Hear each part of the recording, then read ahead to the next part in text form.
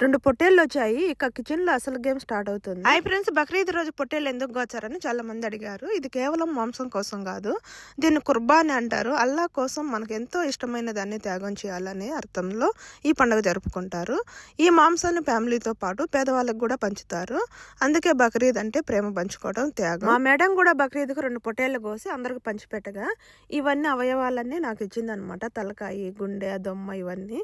ఈ దొమ్మ అయితే ఫ్రై చేస్తున్నా. ఎలా చేయాలో చూద్దాము. ఇలా కట్ చేసుకొని సాల్ట్, పసుపు వేసి వాటర్ ఇంకిపోయేంత వరకు ఉడికించుకొని కొంచెం ఆయిల్, జింజర్ గార్లిక్ పేస్ట్, అలాగే కొన్ని మసాలాలు వేసి ఇలా ఫ్రై చేసుకోవాలి. ఇందులో కాంబినేషన్ వైట్ రైస్, అలాగే టమాటో రసం అయితే చేశాను.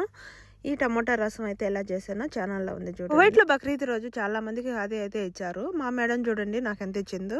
చాలా హ్యాపీ అనిపించింది. ఎంత పని చేసిన తర్వాత ఇలా కొంచెం డబ్బులు ఇచ్చి చాలా హ్యాపీగా ఉంటుంది ఫ్రెండ్స్.